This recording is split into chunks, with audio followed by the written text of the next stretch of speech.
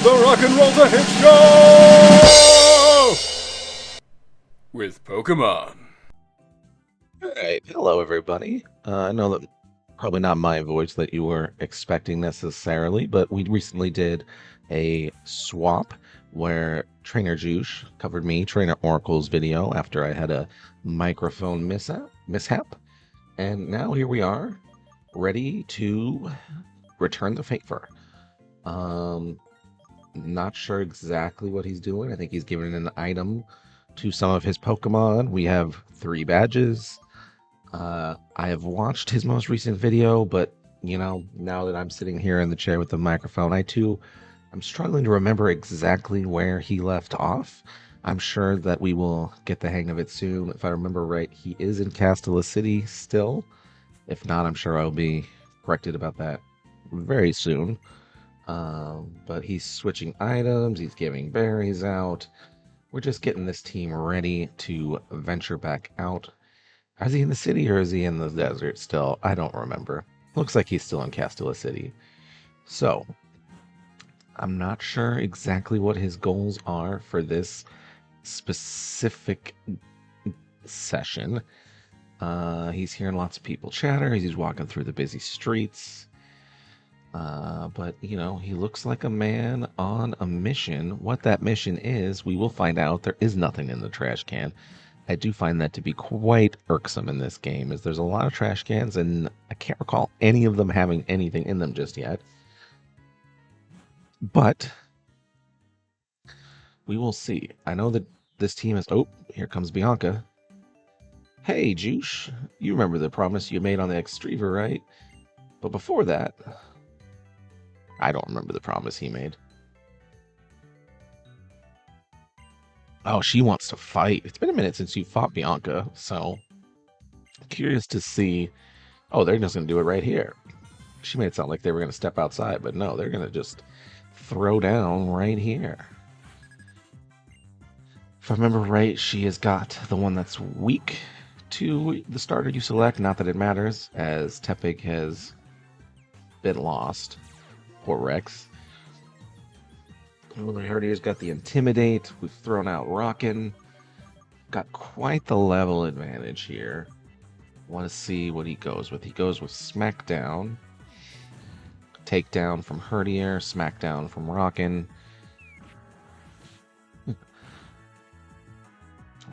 It sure seems like Rockin' should be able to handle this one. Herdier is not very effective in what he's been trying to do here. And, with a 6 level advantage, I think Josh should make quick work here. Juice should make quick work here of Herdier, and there's that. Oh, does he have XP share now?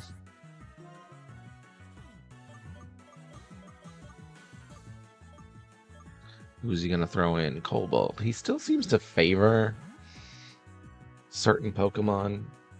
I don't know if that's just anticipating this fight particularly.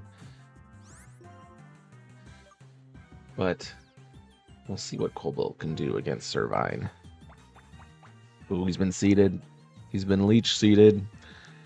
It's going to just be a slow and steady withdrawal of life force. We'll see if he can do enough damage to sort of offset the little bits that he's gonna get sapped each time. Bam, bam, bam. Smacking Servine around. Did quite a bit of damage. Again, a 6 level advantage should make this fight quite easy. Not sure why he's doing potions now. Seems like a bit of a panic move. But hey, he's been traumatized lately, so I get not wanting to risk it. I feel like he would have been just fine knocking Servine out with a wake-up slap there. Because now he's kind of back to exactly where he was after that round. That kind of feels like a wasted round to me. But, when you've lost so many Pokemon in recent adventures, I get the want for caution. Ooh, and then he avoids the attack. Really, that potion usage might come back to bite Trainer Juice, and now he's gonna have to do it again because he's even worse off than he was then. I don't know. I feel like he's falling into the leech seed trap here, but Servine using this round for growth isn't going to deal any damage to him other than what gets taken from the leech seed. So, I still think Cobalt should come away with this, but like I think really he could have finished this round a couple rounds ago, and now we're still stuck between these two. So, but hopefully that earns him a lot of XP from this. There we go. Wake Up Slack knocks him out.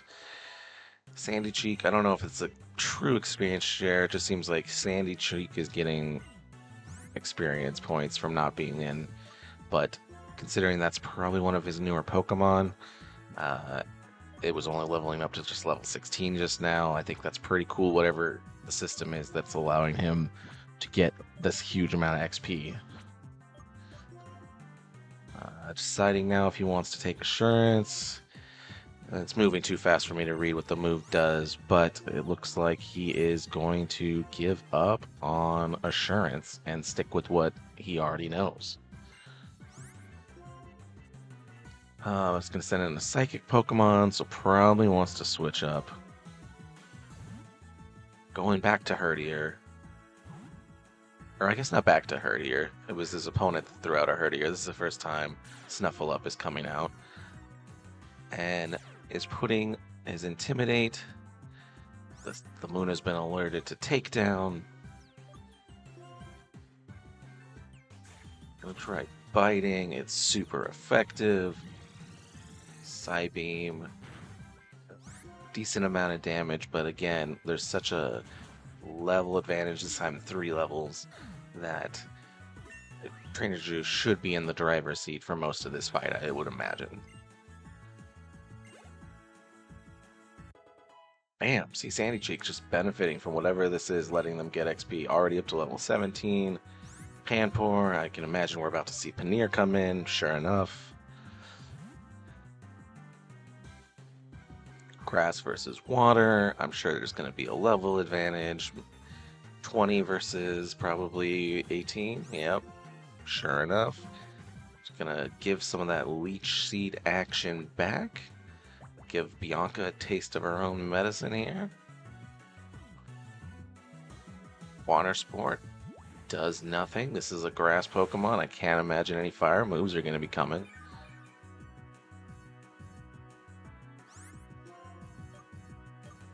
And Leer, huh?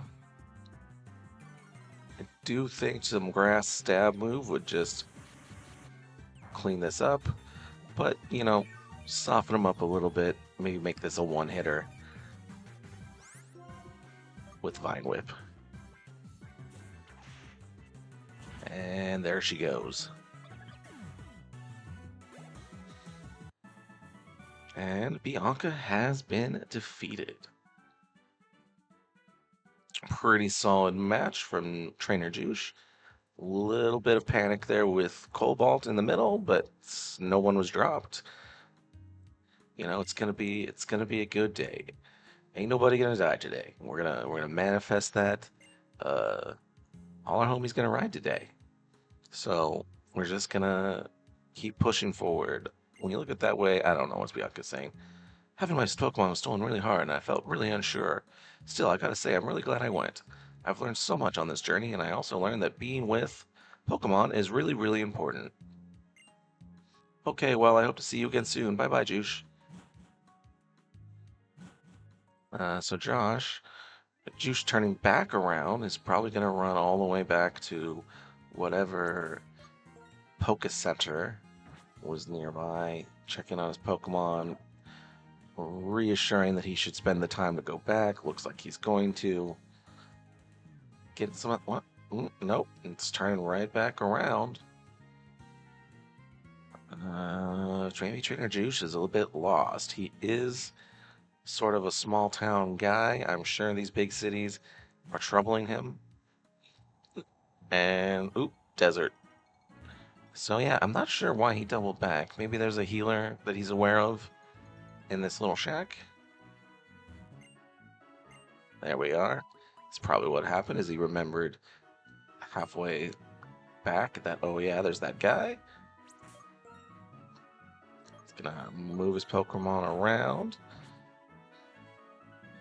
We're gonna put Snuffle up in the lead at level 20. Get Snuffle up geared up a bit. Oh, there's Charon. I've been waiting for you to get the insect badge, and now it's time to see which one of us is the stronger trainer. So, gotta fight your two friends back to back. Gotta imagine that Joosh is in the advantage here. I'm assuming Charon is probably similar level types to what Bianca was. And he's gonna throw out a Pidove. So level 20, should be an even match here. Snuffleup's at 22.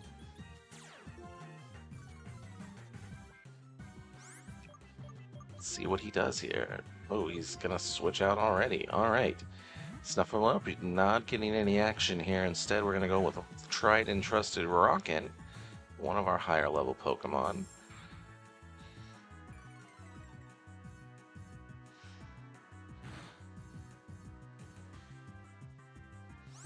You seem to understand the importance of the first attack. Well, he hasn't attacked yet. And the defense keeps getting lowered. But he's going to hit the bird with the rock. That's going to be super effective.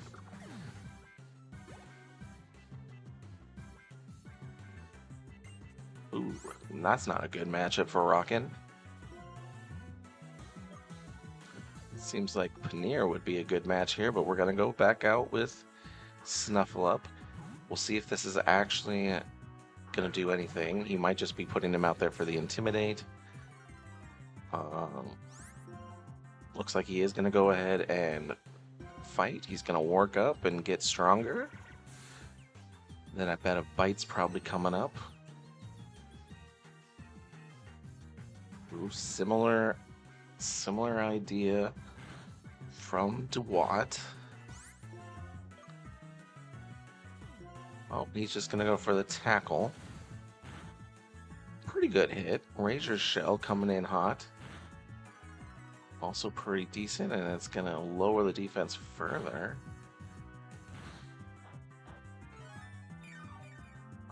Looks like he had a berry. Gained a little bit of health. Josh is going to again pivot to Cobalt. Not going with the type advantage of Paneer. Going for the level advantage instead. Critical hit.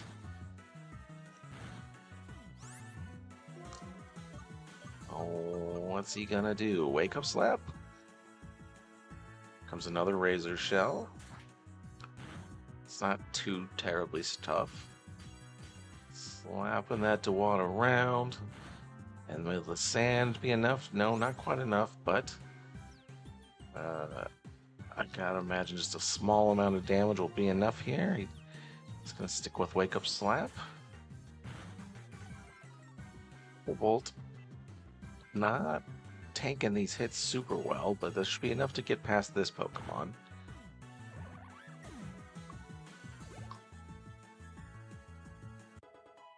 Sandy Creek's slowly but surely catching up. Getting a huge XP bonus. Panseer, and we're switching to Rockin' again.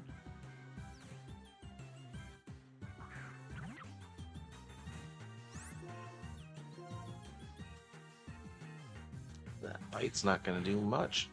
Breaking your... Oop, made him flinch though. Break your teeth on a rock if you bite it too hard. But twice in a row, Rockin' is just getting flinched. Critical hit, but no flinch this time. Rock super effective, and down goes Panseer.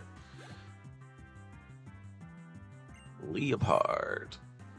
Will he keep the... Nope, he's gonna switch out. Let's see what he goes with. He's thinking about Paneer, thinking about Cobalt. He's gonna put in Cobalt. I wonder if he's gonna put him in and heal him, and then go from there.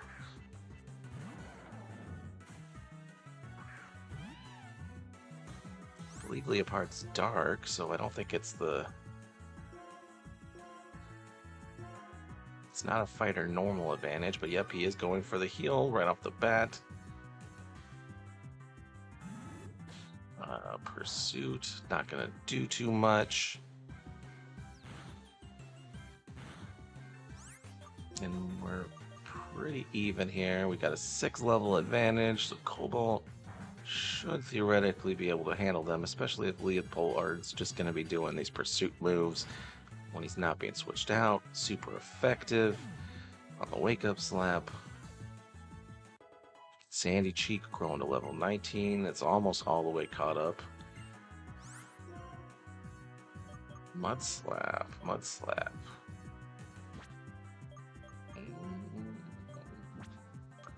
What do you think? He's going to forget Sand Attack and learn Mud Slap. Impressive, but why can't I win? Well, Sharon, because you're the NPC. It's now clear to me. The reason you are so tough is the trust between you and your Pokemon. But that shouldn't be a problem. I can get more out of Duat and my other Pokemon too. Uh-oh, now he's got a phone call. Just everybody wanted a piece of Trainer Joosh early in this episode. It's the professor. Do you have a second? I called Bianca too, but I guess she didn't hear the call. I wonder what she's caught up in. Well, I suppose I'll just have to call her again later. Okay, I'll be waiting for you two in front of the gate to Nimbasa City. Hello? So the connection's not very good. There goes Charon. See, Trainer Joosh probably going to double back, try to heal his Pokemon. See if he tries to do a little bit more grinding. Darumaka.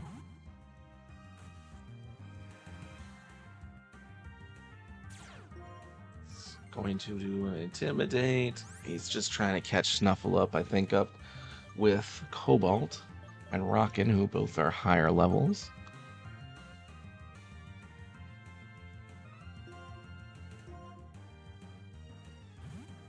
I am curious to see what Trainer JooshBagg's goals are for this episode. I imagine getting to where the professor is probably high on the list.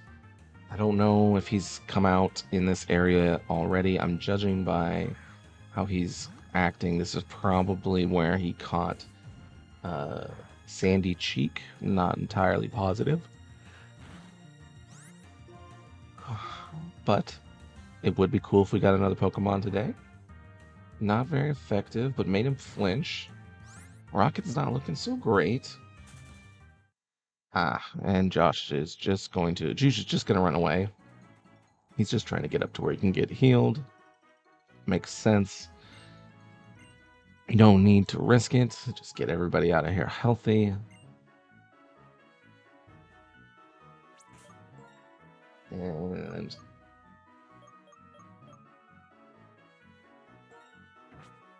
nope, he's going to keep the same lineup. Well, or not. He might switch.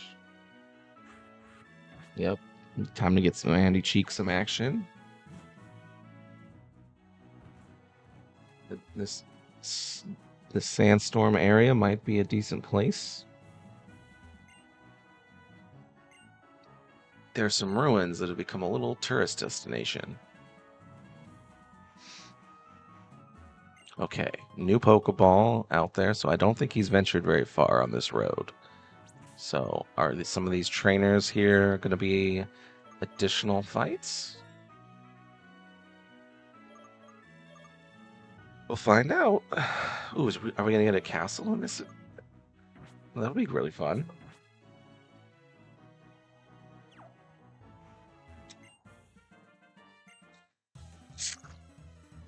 Has anybody been to any like real life castles? I got to see a couple in Switzerland. They were not necessarily as big as some of the other ones you might imagine in Europe, but they were still pretty cool to check out. A lot of history there. All right. Gonna try out his first Mud Slap? No, we're gonna go to Sand Tomb here. I'm not very familiar with Sandy Cheek. I think he's the newest, or she's the newest. Pardon me, didn't mean to misgender you, Sandy Cheek. She's the newest member of Trainer Joosh's team. So I don't know that we've gotten to see her do a whole lot just yet. Hopefully she quickly acclimates herself to the rest of the team. I am also curious, kind of seeing in the wake of Rex's passing, who sort of steps up to be the new anchor for JooshBagg's team. You know, Rex was sort of our, the starter is always one of the Pokemon that I think most trainers will have be sort of the captain of their team, if you will, the old, steady, reliable. You get them earliest, so they're usually one of the higher leveled Pokemons in your team. They're usually a Pokemon that you trust in the tough fights. And now, missing Rex, I'm curious to see who will step up to fill that void. But judging by JooshBagg not attempting to catch any of these wild Pokemon so far, I'm gonna assume that Sandy Cheek was the one he caught out on this trail, on this route, and so we're probably gonna have to get out of this desert before we see JooshBagg attempts to catch any new one, unless that relic castle we saw on the map ends up being its own. There's an old saying in Tennessee, I know it's in Texas, probably in Tennessee, that says, "Fool me once, shame on you. Fool me twice. If fool me, we can't get fooled. Fool again." That's some millennial core right there. We lived through that stuff. Remember when Bush was like one of the more just like despicable politicians that we've ever had as a president? I don't want to soft quote, like I don't want to soft pedal his time as president as being suddenly something that we should be nostalgic for. There was a lot of things bad there, but I think we just saw Homer in there for a second. Josh freaking out with his cursor for some reason. Not sure what's going on there. Am I having a stroke? But considering the times that we currently live in, it's wild how quickly that office just became such a clown show. But you're probably watching this to get away from the real world. We're all enjoying this imaginary world of Pokemon, so let's not dwell on that too much. But I am now half expecting at some point a mission accomplished cut in. Ooh. I'm not sure what that was. I was too busy talking, but that was a really cool animation with all the like frustration speech bubbles that popped up. But yeah, I can say one thing is that we're going to get a lot less of what am I trying to Kingdom Hearts. We're going to get a lot less Kingdom Hearts talk with me on. I never played those games. It's very cool that Trainer Joosh is playing through all of them again. I know that there's like potentially a new game that's coming out. I don't know. I didn't have PlayStation growing up, so I didn't really, play any of those games. Were they on PlayStation originally? I don't think of JooshBagg as a PlayStation boy, so I am curious what those were available on. I swear it's PlayStation, but I could be crazy. Yeah, growing up, parents just didn't really get video games. My dad had some systems. He had an old Super Nintendo system, and he had a PlayStation 2 and eventually a PlayStation 3. But as I would only kind of go there a few times throughout the year, I lived with my mom and stepdad, and they were not big believers in buying video games for me. So I did not have really much of a system. I did eventually get like a Dreamcast, but unfortunately I got that just like a month or two before Sega announced that they were just kind of packing up shop. didn't do a lot of market research there, as I was like 10 or something and just had some Christmas money and was like, ooh, finally I can get a video game system. I don't even know why I chose Dreamcast per se. I now, looking back, I don't understand why I didn't just go with the PlayStation. Maybe it was because at the time the Sega was probably more affordable, so I was thinking to myself, I'm getting more bang for my buck. You learn lessons in life. So probably was an indicator there that you don't think of when you're a child. But so yeah, didn't really play many video games. Did play some Pokemon growing up. My favorite game, probably of all time, favorite two games are the Knights of the Old Republic series from LucasArts. They put out KOTOR 1, which is, I think, one of the all-time great games. They put out KOTOR 2, which I think had some... It's kind of like... I think of it, if you ever played the Mass Effect games, I kind of think of it in those terms, in that, like, mechanically, how the gameplay worked, they made some massive improvements from 1 to 2. I do think that the story in 1 was like a tad more interesting, and then you end up switching up to like a whole new set of characters that they kind of foreshadowed that they were going to make the stories kind of collide in a third game, but the third game, unfortunately, has never been released. That's just another unfortunate casualty in sort of the video game space. Sometimes you fall in love with a game from a studio, and the studio gets a lot of critical hype, but they just don't make enough money, or, they get bought out by another company who just doesn't have the interest in continuing. And it's sort of the sad reality of that space. But when you have certain studios that are able to have a long life, it is cool to be able to be like, yeah, I'm a, Bethesda is a really good example of that too. It's like Bethesda had a lot of fans, put out some really good games, and then I don't think they've put anything out in like a decade, so maybe more. Don't come to me for your exact video game knowledge. I don't have a ton of time outside of what we're doing here for my actual play, but so my experience is kind of more like some PC gaming and then the occasional PlayStation gaming.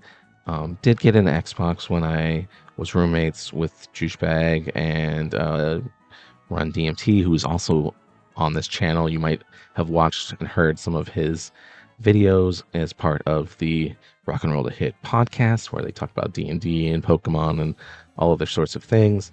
So we did have an Xbox then, and even then I was like, this feels sacrilegious. I just, to my core, was like, I think I'm just a PlayStation guy, and I do have one now. I can't say I get to play a ton of video games. As you get older, you'd have less time for those things, but I am really looking forward to Witcher 4 coming out and sometime next year. I know that Trainer JooshBagg is also a fan of that series. He's read a lot of the books. I don't know how many he's read, if he's read the whole series of The Witcher or not, but really looking forward to that fourth game. I'm sure there's going to be a lot of your usual internet chatter around that game that unfortunately happens whenever there is a female lead character. All I'm going to say is that real ones are not disappointed at the prospect of having a game where the character Ciri is a main character. If you're a real Witcher fan, that should excite you.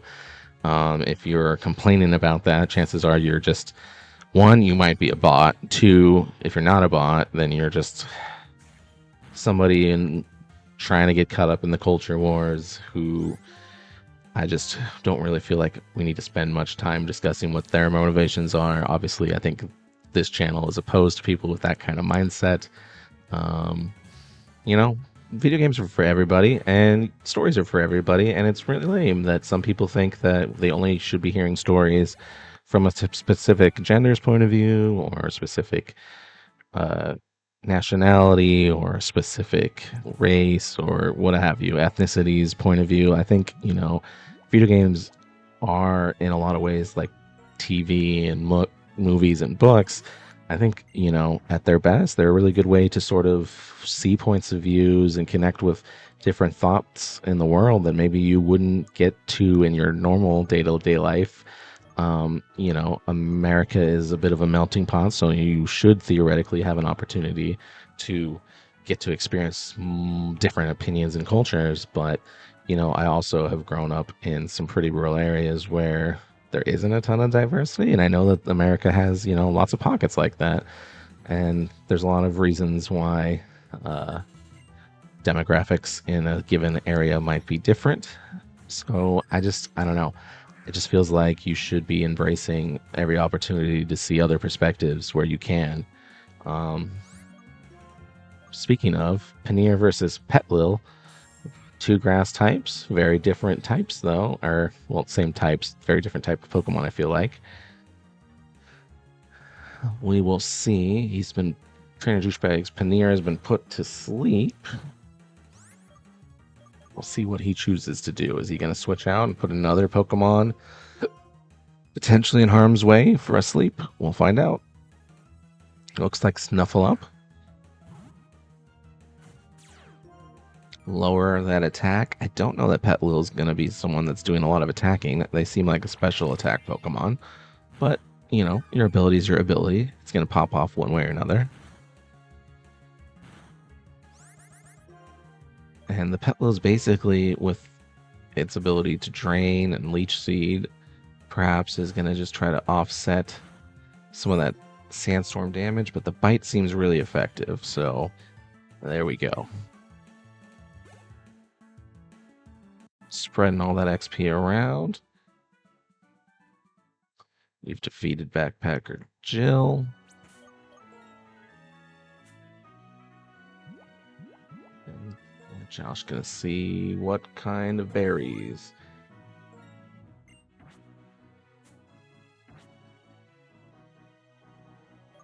Ooh, there's another Pokeball up there. I wonder what item that is.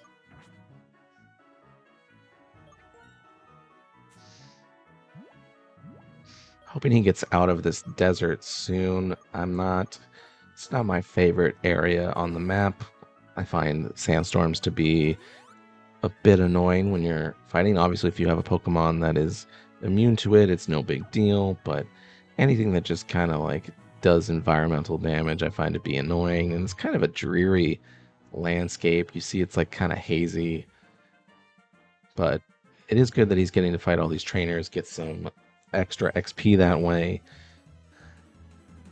sharpen up his trainer skills. Backpacker Waylon.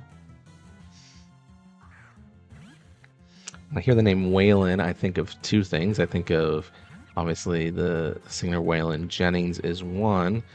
And then if anybody's a fan of the show The Wire, Waylon is a character that's not a huge part of this series, but there is a character named Bubbles who unfortunately is dealing with substance addiction and starts going occasionally to meetings for that. He has a friend that has been arrested and has mandatory Narcotics Anonymous meetings that he has to go to, and the character Bubbles tags along. And it's played by somebody who actually really did go through real life addiction and really was sort of an advocate for people battling addiction. But that character's name is Waylon, and that's where my brain goes as we play this game, where you're going to encounter a lot of random names.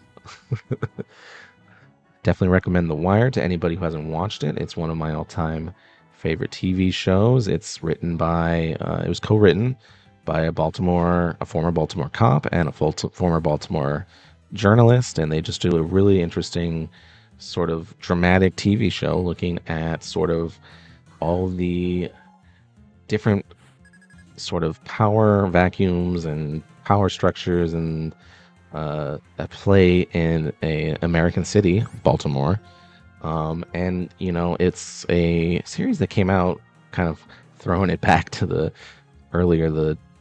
George W. Bush clip that we saw. It was set around like 2003. It was right around when it came out, and it's reference that president's reference in that show, and you know, for it being as old as it is, you know, now roughly it's over 20 years old, really holds up. A lot of the issues are still very relevant, and I know not everybody has an HBO account, but if you have a way of accessing it, or if you have like a local library that has, you know, shows that you can check out and watch, I highly recommend it.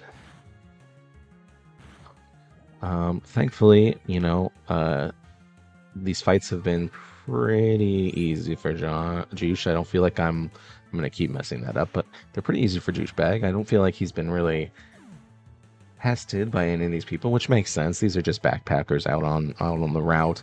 He's not like in a gym, and he's not fighting. I feel like in Pokemon, sometimes the more challenging fights are when you've been leveling and you've been trying to work towards a gym, and then one of your companions just shows up out of the blue and wants to fight, and you were just not expecting it.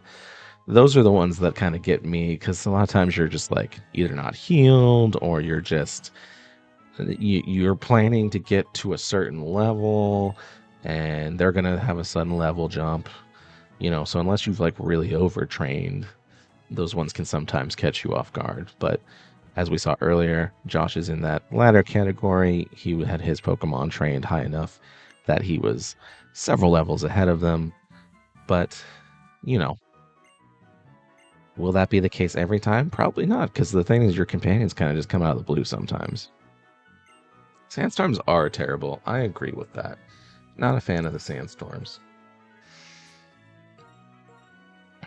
If you are a fan of sandstorms and or ground type Pokemon, please get in the comments, talk them, give us some love. I don't mean to hate on them if they are your favorite type, or if it's an effect that you really like. Just not a personal preference of mine. If you do like it, tell us in the comments. What do you love about those? Are you just a desert-centric person? You like those types of things? Like, you like that theme? Ooh, is this a double battle coming up? This looks like a father and a son, maybe? Or, you know, a mentor and a mentee. I guess you never know what people's relations out in the Pokemon world are. But this sure seems like it's about to be a double battle. Go to the rooms, but I'm afraid I might be in trouble if I'm not strong. Well, guess not. These are just two people here to warn Trainer Joosh about the ruins ahead. We're putting Rockin' back in the lead. Furious.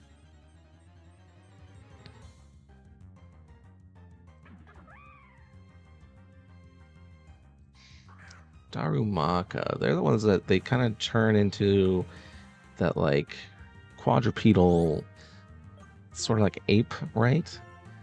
Like they're not really like, they're not like a true ape, but I kind of remember them being like, they grow to where they've got their far like limbs down, like they walk on all fours, and then they're just like a big, it's like the head is almost like the body, if I remember right. I don't remember what that Pokemon is called, but they do look cool.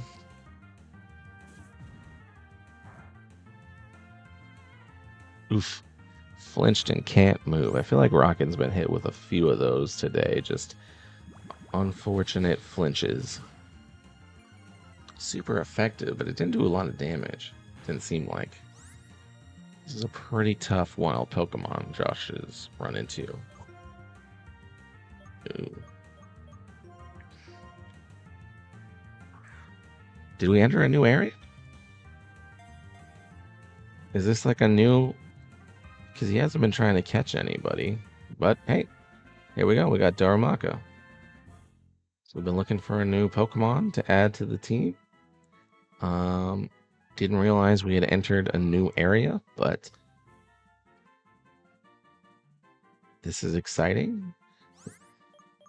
Always fun trying to see how Josh comes up with a name. I gotta stick to Joosh. Joosh and Josh are just so similar.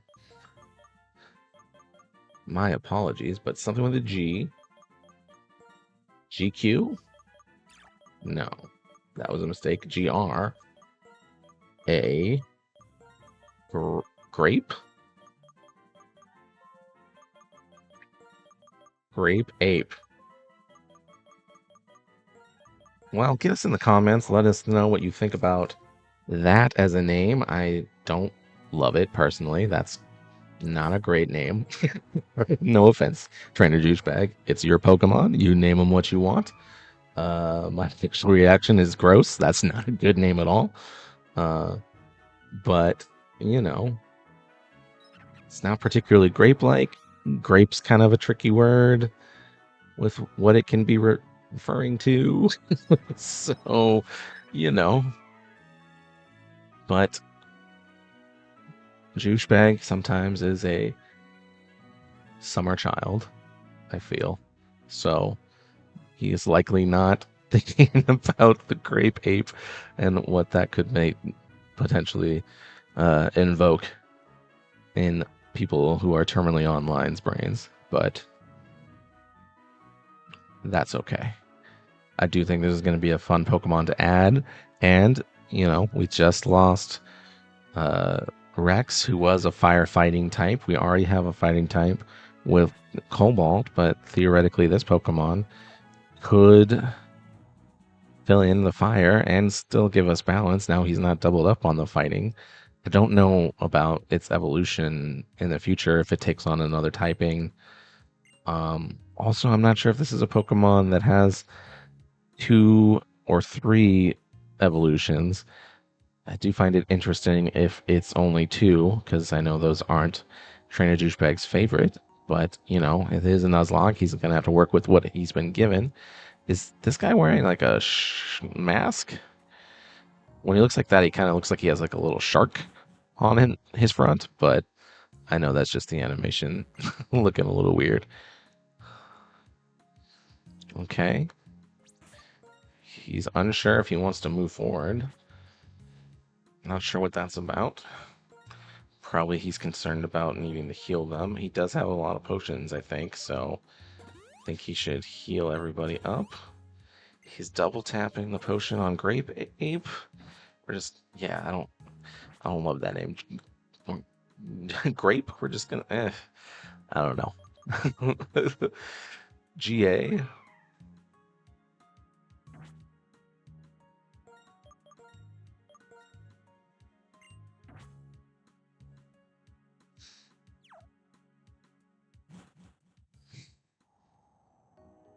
Okay, everybody's healed up, so now we're at the resort. Is this a new spot? Could he theoretically catch a Pokemon here? Will he challenge any of these trainers or talk to them? Stay tuned. He's clearly fishing for a Pokemon, I think. I think this might be a new area. There we go.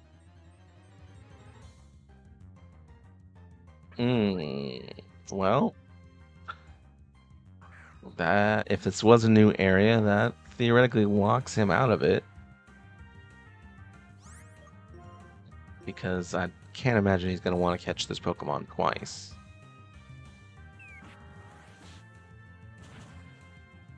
Super effective. Sandstorm should finish him off.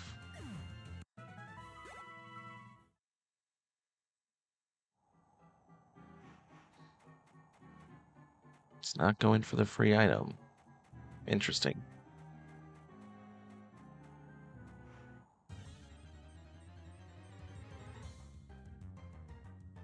Ooh, this is a fun Pokemon. It's a Psychic.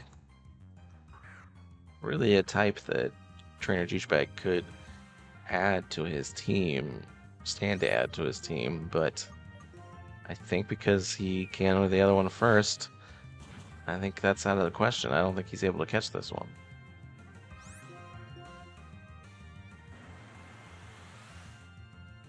Is this one Flying and Psychic or just Psychic? Or am I crazy and it's not Psychic at all? Either way, Rockin' handles business. Gets up to level 25. Ooh. Rockin's ready to evolve. That's fun. Yeah, we see it, bud.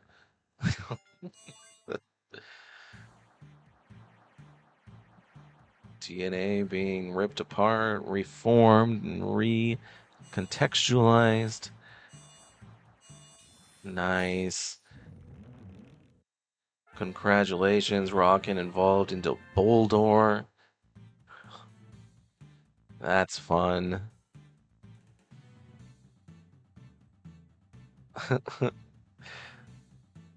Was too big to fit in his little space.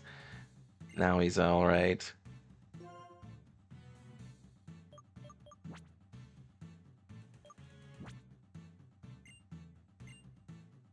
Oh, Power Gem. What'll Trainer Juice do? It's a 70 special attack. It's a 50 physical attack.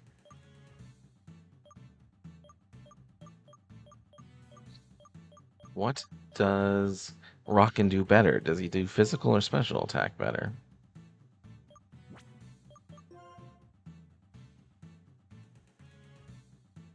Hard to say.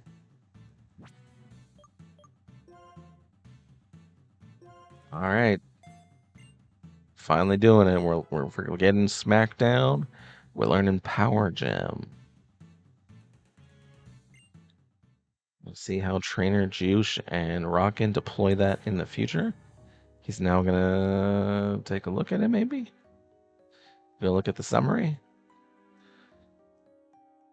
What are we doing? Adjusting with the sprite. Looks like Boulder is just sort of breaking out there. Got a lax nature. Somewhat stubborn. Yeah, man. Show us them stats. There we go.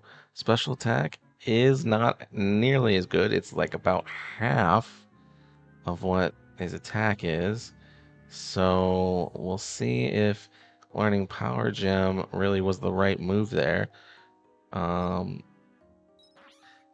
It's a type of attacking that he's not particularly strong at. He's not a special attack, but you know, there is a chance that it still comes out ahead because it was a 70 power and SmackDown was a 50 power, so I'm not exactly sure the math there on how that will translate, but you know, we'll get to see Rocket in some fights and see what that looks like. Picking up a super potion. Just skipping a lot of these trainers. I think he's maybe afraid of getting too hurt out here. I don't know. Ooh, what are these? Is this like some weird Pokemon Stonehenge? Easter Island? What's going on out here? Those are like the evolved form of his new Pokemon, but they're statues. Alright, man, go in to the little entrance there. There we go. We're in the Relic Castle. Yep, we see that, bud. I'm assuming you're highlighting that because that means you will be in a space where if there aren't Pokemon to catch, he should be allowed to catch them, I would argue. I don't know that there are actually Pokemon here. Alright, trainer battle. Psychic Parry. We love alliteration. Sigilif. Level 24. Throw a rock at it. Power Gem. Blasting away. Super effective, yet doesn't do that much damage. Probably because he's not a very powered up special attacker. I do have to wonder if it would have been more powerful with his physical attack in SmackDown, but you know, maybe I'm wrong. Ooh, yeah, no kidding, bud. Oh, that's gonna give you some PTSD for sure. What are you gonna do? Are you gonna just heal him? Are you gonna just pull him out? Yeah, you're gonna panic and pull him out for sure. You're not gonna burn that. But who do you want to put in? This is not a good. You don't have a good lineup to. Yeah, just heal. Overkill. Burn in a hyper potion that heals for 200. doesn't have 200 hit points, so that will put you all the way at the top. Rockin' avoided that attack. That's very nice. Gonna get this power gem off and survive this. But man, I can. He doesn't have his volume on, but I can feel the panic and dread that was likely washing over Trainer JooshBagg there. He's had to deal with so many losses already, and boy, that was a scary one. You just see that barb. But hey, he's got faith in his Pokemon. They paid off that faith. You healed your guy, so like, I don't know. I'm gonna go fight this guy out here. I'm not sure why he's not just continuing to fight and explore the relic castle, but this is his journey. He's gonna go where he wants to go. Dwebble and rock, and does Dwebble have water?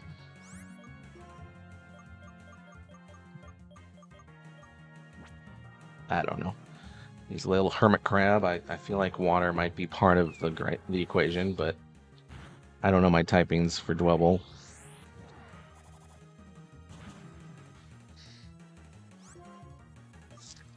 Might be part bug because that was super effective. Rocks squish bugs, clearly.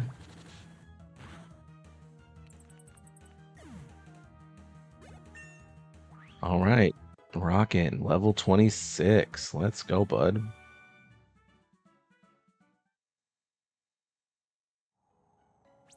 I imagine Joosh is trying to get to the high 20s with most of these Pokemon before he gets to the next gym.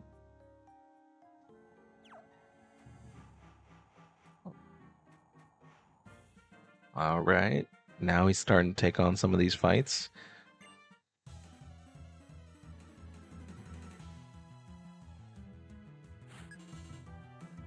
Backpacker Kelsey. Do you do much backpacking in the desert? I feel like that's not what I would choose to do. I mean, if you want to do a desert tour, that's one thing. Walking around with a backpack in the desert in the middle of a sandstorm, that seems less fun to me.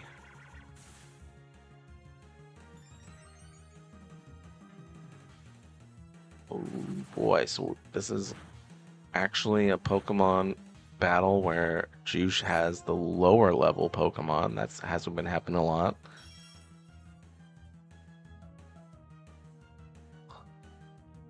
Oh, it protected itself. That's annoying. There we go. It's faster than Snuffleup though, so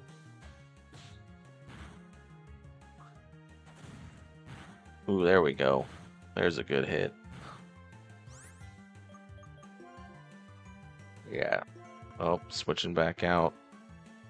Thought maybe a potion was in play so that Snuffleup would get all the XP, but that's okay. He's playing it safe.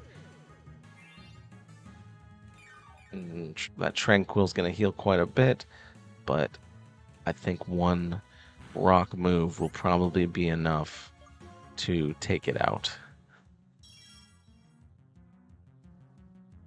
Assuming, obviously, it's not able to protect itself like it did there, but I don't think it can do it 2 turns in a row. The Roost heal back up a bit, but it's still about to take a typing damage that it's vulnerable to. So we're kind of right back to where we were at the start of that round. There we go, and that should be enough to do it. All right, down goes Tranquil. Snuffleup and Rockin' both getting a decent amount of XP.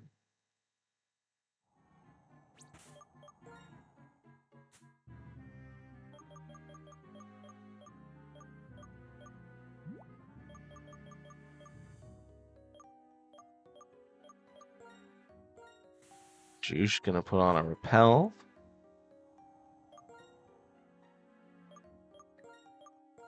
Switch out Snuffleup. Get Paneer in there.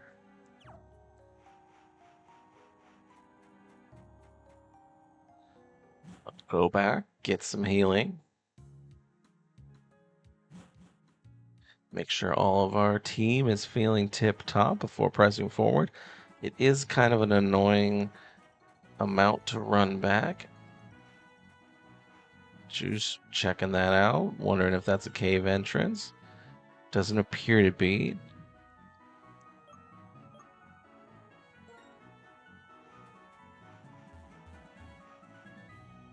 Uh-oh. There goes the effects of the repel.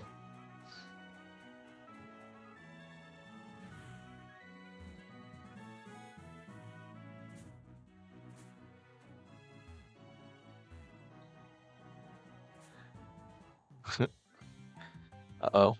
See, now it's funny because he didn't fight these guys initially, and now it might be coming back to bite him a little bit as he's trying to go back and get healed, running into them. But he should have such a level advantage that I don't think it's going to matter a ton.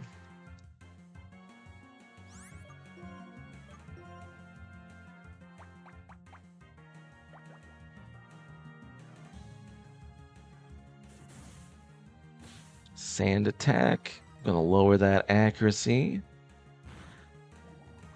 But the leech seed's gonna give him a little bit of health to heal back from the sandstorm.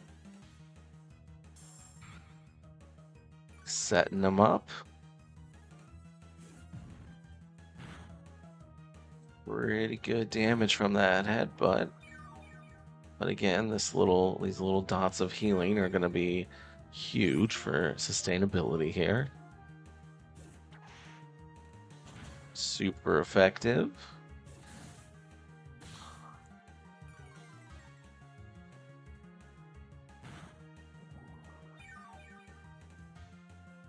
And there we go. It's enough to drop the rock and roller.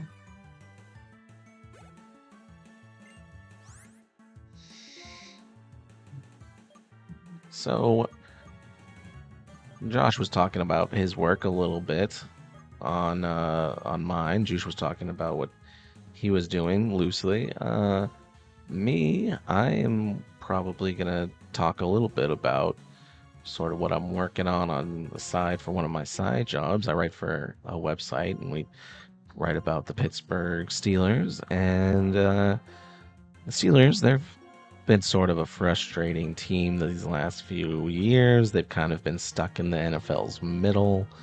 They are a team that I still love to root for, but it's been a while since they've had any playoff success, and it just kind of feels like every year they are competent, but not super, I don't know, not super competitive in the terms of going out and trying to win it all. And in this offseason, it's actually been the most tumultuous one in a while for them because their longtime head coach stepped down. I know if you're a fan of some other fan bases, you've had several coaches in your lifetime. In my lifetime, this is only the third head coach that the Steelers have had. When I first started watching them, it was sort of the tail end of the Bill Cowher era. They then hired Mike Tomlin, who won a Super Bowl, got them to another, and, had one of the more electric offenses of the 2010s especially in between, I want to say 2015 and 2017. There was a really nice window there where they had a really good running back, they had a really good wide receiver, they had a potential Hall of Fame quarterback. The offensive line wasn't, I wouldn't say it wasn't like elite, but it had some good pieces on it. It was solid, and they used to score a lot of points. And for the last 5 to 6 years, that just has not been the case. The offense has been quite disappointing. And so when their head coach, Mike Tomlin, decided to step down, we got a new coach. Bit of an odd choice. They went, had an opportunity to sort of do a full reset, get some new blood in there, and they actually ended up going with a coach who is older than the one that's leaving. I think he's already like the second or third oldest coach in the NFL.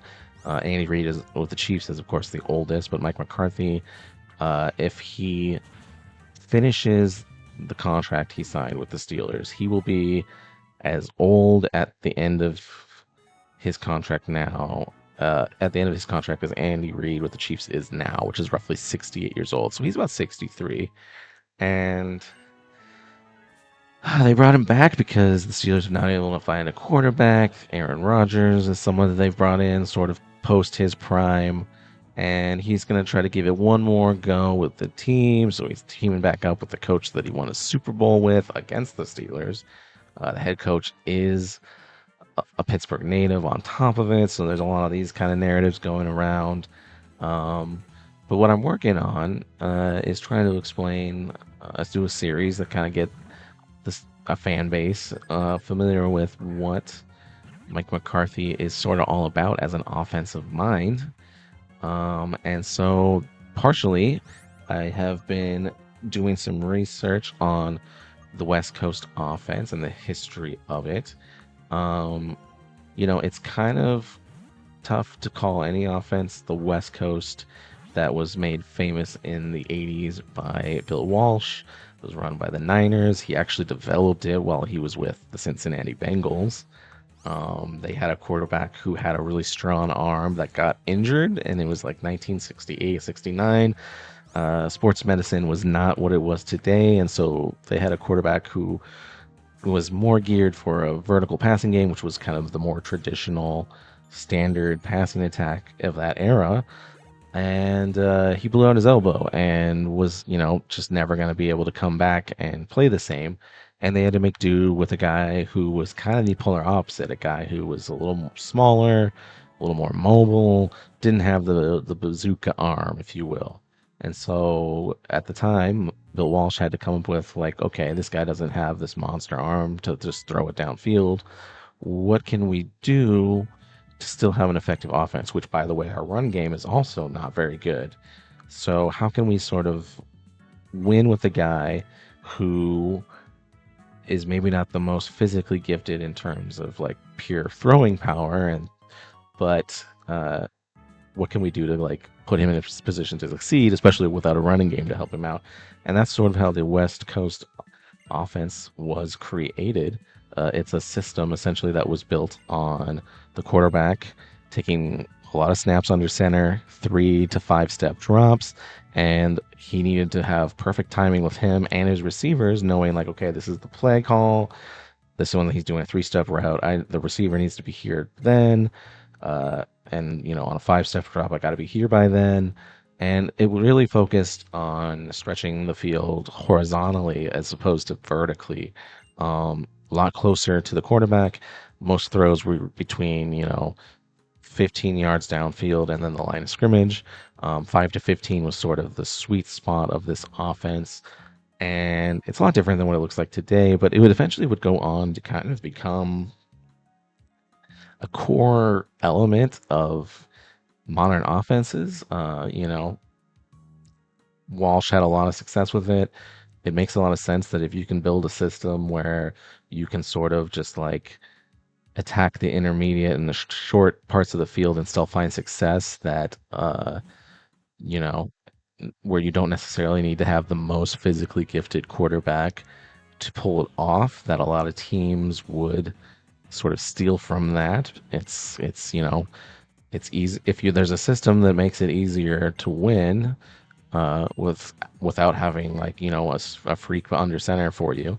Why wouldn't you want to steal a little bit of that? And so it's sort of been distilled and gone through different changes, and you can really go into a coaching tree and really kind of break apart all the different pieces. I know a lot of Seahawks fans are in our audience, specifically Mike Holmgren, who was a coach for them way back when. He is sort of one of the early disciples, if you will, that was credited with sort of taking it and modernizing it for his time. So the Seahawks ran a sort of West Coast style. I know we've got a Broncos fan. Again, if we're going back to the 90s, Shanahan, sort of Mike Shanahan, the head coach of the Broncos, and then Gary Kubiak, who was his offensive coordinator for, again, the Seattle ties. Last season, you had a Kubiak as your offensive coordinator. That was his son. But those two sort of made what is now today sort of referred to as the Shanahan offense, which is just in its own kind of offshoot of the West Coast offense. So in football anymore, it's like everything's sort of kind of pulls from the same influences, and that's kind of going to be what this series is looking at with Mike McDonald, or not Mike McDonald, sorry, that's the Seahawks coach, had Seahawks on the brain, with Mike McCarthy, is kind of looking at the history of like his history, his experience, because he had his mentor was a disciple of Bill Walsh as well. I mean, like almost all roads lead back to Bill Walsh when we talk about modern offense. So, we're going to be looking at that and trying to look at sort of what the 2023 Cowboys looked like, a little bit of what the 2024 Cowboys looked like. Those were his two. That's the last team that he was with. He took a year off last year before getting hired as the Steelers coach this year. 2023, the Cowboys had the number one scoring offense in the NFL. They were really, really good. 2024, we're going to look at because it's his most recent season. But they had a lot of injuries that year. Dak was injured for a good chunk of that year, and they just didn't have, they were like a 7-9 team or something along those lines, with him missing a lot of games. So it's maybe not the most ideal offense, but that's kind of what I've been working on. We're fighting a Trubbish now. I sort of got wrapped up in my talk and have not been really paying attention to what JooshBagg is doing. That said, I think he's doing just fine. He's fighting a bunch of trainers, I believe, right now, and I think he's encountering Team Plasma. Yep, okay. So I think he finally advanced past where he was. This went downhill fast. I think we better run. Let's head out to the amusement park. Ooh. So we might be going to an amusement park here shortly. Daycare man. He's going to give you a bike. Oh, hell yeah. We finally got a bike. That's going to be great. Now he's going to be able to get around so much faster. You can tell Joosh is excited because he's wagging his cursor all over the place. But that's going to be awesome. Now he's going to be able to get places much faster, just riding around. Oh, here comes Bianca. Amusement park, big stadium, small court. Ooh, Pokemon musicals. So, this is based on like New York. So I'm sure Big Stadium is either going to be sort of a reference to either Madison Square Garden or Yankee Stadium, I would imagine. The musicals obviously are going to probably be an allusion to Broadway, which I am very excited. We have a vacation coming up. A lot of the members of this channel are going to be going to Colorado to kind of meet up and spend a few days together, get an Airbnb, and then me and my partner will be going to, after that concludes, we're going to be doing that for like 4-ish days, I want to say, kind of a weekend and a couple days, and then that will sort of break up in the midweek. And I didn't want to go home and go back to work. I wanted to take the whole week off. So me and my partner, we're going to be going out to New York. She's never been to New York. I've only been once before. I've got a friend who lives there. And yeah. Oh, wow. And that's the end of it. That's where we've concluded. So, uh, you know, Josh got a lot done today. Joosh got a lot done. Leveling up. We didn't lose anybody. And, like he says, call your mom, pet a tree, hug your dog, and we'll see you on the next one. Later, everyone.